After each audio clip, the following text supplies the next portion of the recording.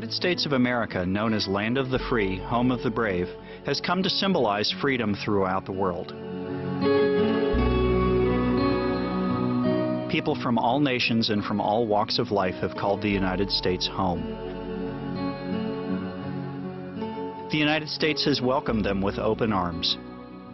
Indeed, the famed Statue of Liberty is the embodiment of this dream.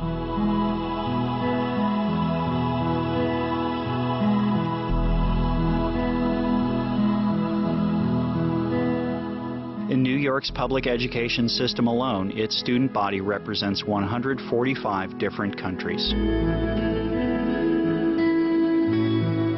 The United States has a deep affinity with Supreme Master Ching Hai. With her boundless love and compassion, Supreme Master Ching Hai has provided humanitarian assistance to many parts of the United States.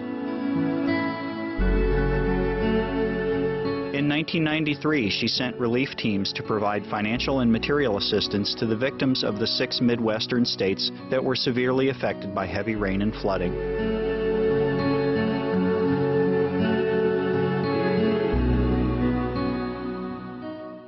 On December 27, 1997, at the benefit concert, A Journey Through Aesthetic Realms, Supreme Master Ching Hai generously contributed $100,000 each to the Vietnam Children's Fund and the U.S. Department of Veterans Affairs.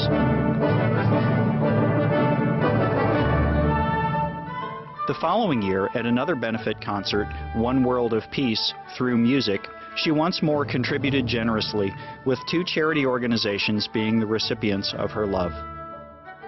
St. Jude Children's Research Hospital received $150,000, and the Starlight Children's Foundation received a check for $100,000. Additionally, in the face of one of the worst human tragedies ever to occur on U.S. soil, on September 11, 2001, Supreme Master Ching Hai responded immediately, sending relief teams from around the country and all over the world to Ground Zero in New York City. Supreme Master Ching Hai's financial contributions amounted to over $300,000 to organizations aiding the victims.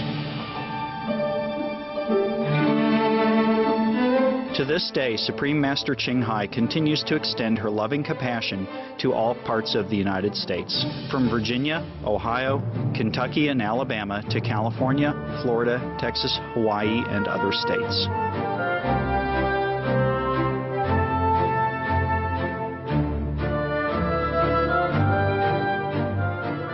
We now invite you to listen to the following discussion with Supreme Master Ching Hai and our association members entitled Simple Living in Florida, USA on April 26, 2001.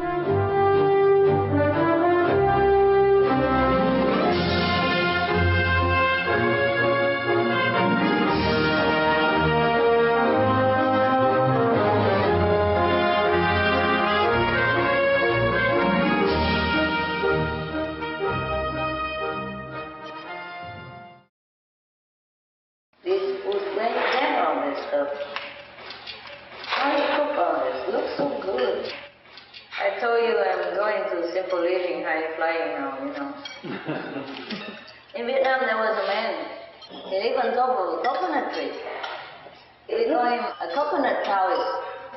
He lived on top of the coconut tree, but maybe he liked coconut very much. It's convenient, you know. You stretch your hand out and that's it. Look, look, look, look. It's economized to live on top of a coconut tree. You have the leaves, you can make a frock out of it.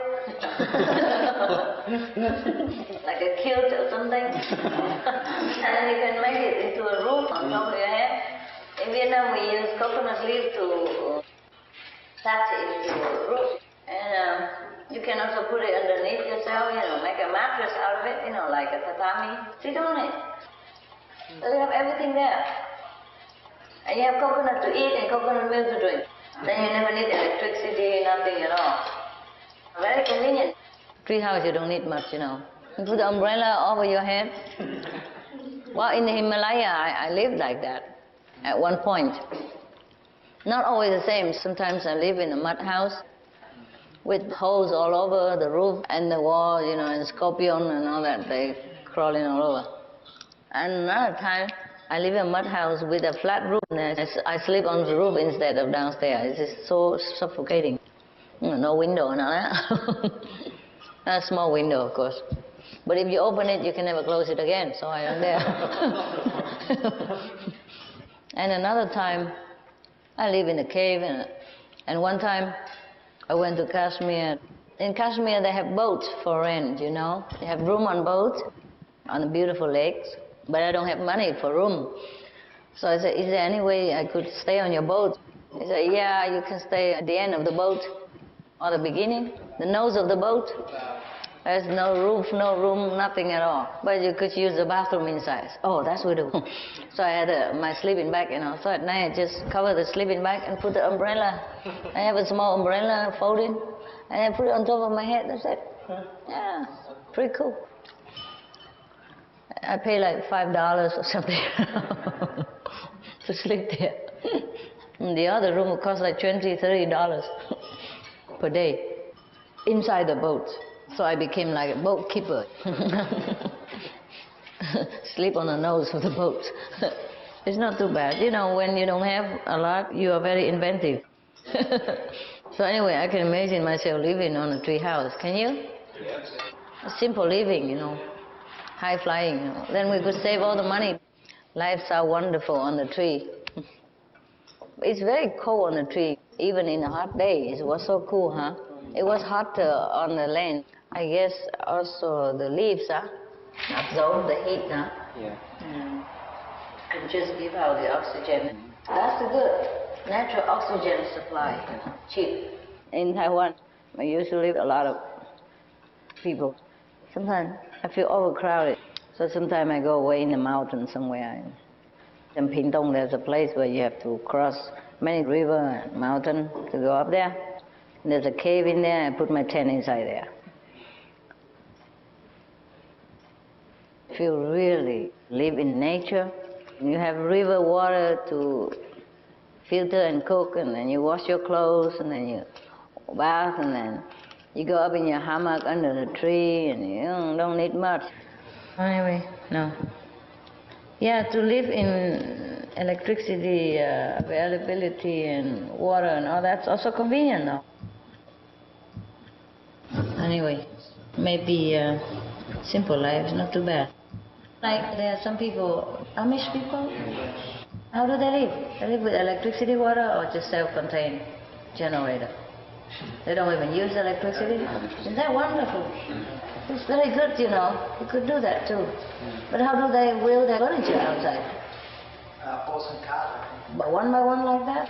They probably walk to the next village or next town, huh? Or with a cart, huh? They want to live simple, simple living. High flying. Yeah, how do they sell their stuff? People go there and buy it, huh? Another person who serves between the middle. Oh, yeah. When someone wants to buy something, you contact this furniture store, and then they say, okay, we'll get it for you, and then they deliver it. Oh, it's cool. And some people bring the car there and take the furniture away for them. That must be nice also to live by your own, huh? Well, they seem to be pretty nice people. I'm sure they're very trustworthy people. Simple living, simple mind. Would you like to do that? Yeah. Good, huh? Yeah, we do that in Meo Li, in a way. Up to now, we always try to live by our own labor, you know. Do things, every one of us, differently. We also make furniture, a piece of it, you know, like a lamp, put on top of the furniture. It belongs to the furniture. Wooden stuff, stones, lamp, things like that, yeah. And knitting, embroidery by machine, machine embroidery, self-bought machine, you know, and Chinese knot, all that kind of stuff. Some of it we do by hand, for sure. We could do anything just for ourselves. It would be nice too. In Meo Li, it's almost similar like that. Every Sunday people still go there and they buy our product and stuff also.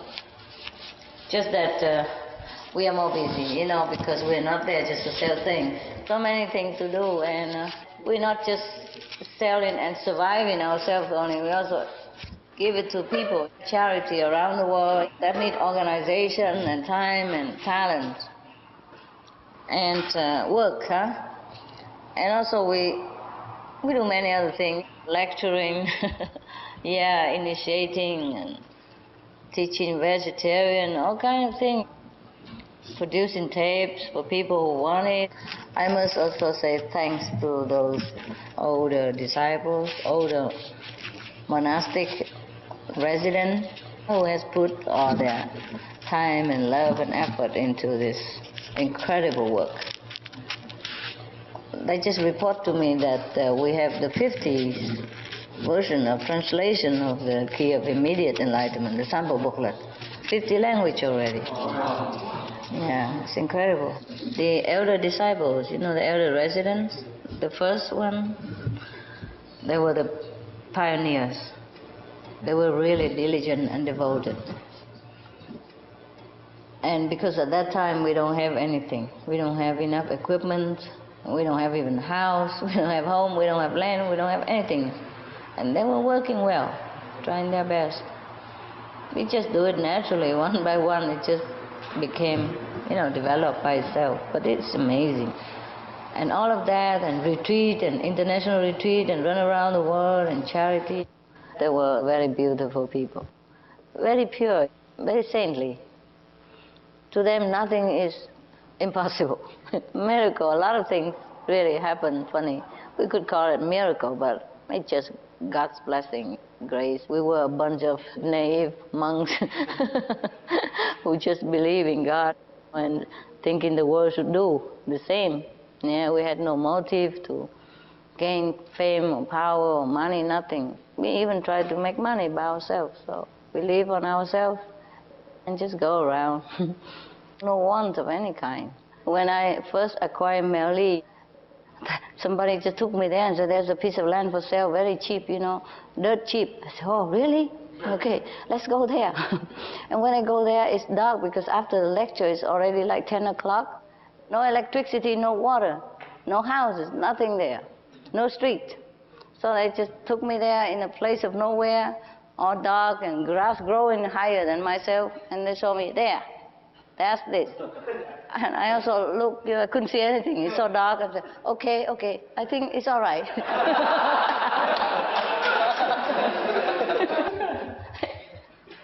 My goodness. That's how it happened. And God bless the naive. I believe a lot of people, a lot of things. Anybody tell me anything, I just believe it. Also, it's fun. It's fun also to live that way, you know, not too much trouble. But how the Amish, how do they live? They buy a farmland and they make a village. They don't have telephone, they don't have electricity. They run with oil machine. Yes, they have oil lamps. Oil lamp? That's cool. And they sleep at night. What for you need electricity, huh? Yeah. That's cool. That would be very simple life. Solar power, yeah, that's a good idea. Believe me or not, I cook many of my meals using solar system. They're nothing big deal. Just a big box like this, like oven, with glass on it and metal underneath on one side. And then you put rice in it. Not too much, of course. Put according to the size of the oven. They are so small and flat. And you put rice and water, and then it will cook. And I bake cake in it too. It's so simple. It's just a box. I cooked it in India with those. I bake cakes with it. I cook rice with it. I cook meal with it. Simple. Not like 7 course or anything. You could if you have many oven like that, but it really cooked. I did it already. I know it works. So all we do is just maybe construct some of this solar oven by ourselves. I'll go buy some already made, maybe in a sports shop. They might sell them. I must sell them somewhere. And then we can save a lot of power. We have to cook at midday, you know. And some days don't have solar, then we cook with wood.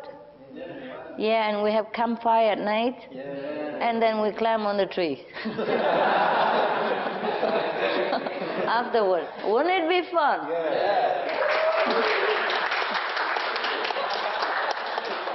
Dream about it and tell me.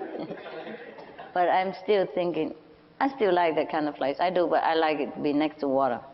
So we can use it also for agriculture.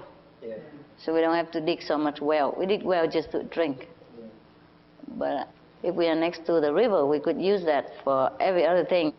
Wash clothes, water our food, our plant, and wash our things, and take shower. Yeah, we can use that. We can use a machine to pump it up, or we can use the hand and take it and then filter it. Wash clothes at least, and just hang it on a tree and it dries quick. I really like to live simple life. I don't know how about you guys, but I like it. I don't know if you can bear it after a while. You really can?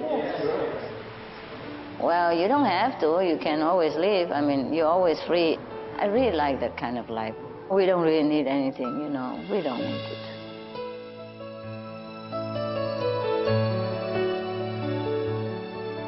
We enjoyed your company for today's Between Master and Disciples here on Supreme Master Television. Animal World, our co-inhabitants, is up next right after Noteworthy News. Blessed be your noble thoughts and deeds towards peace and harmony.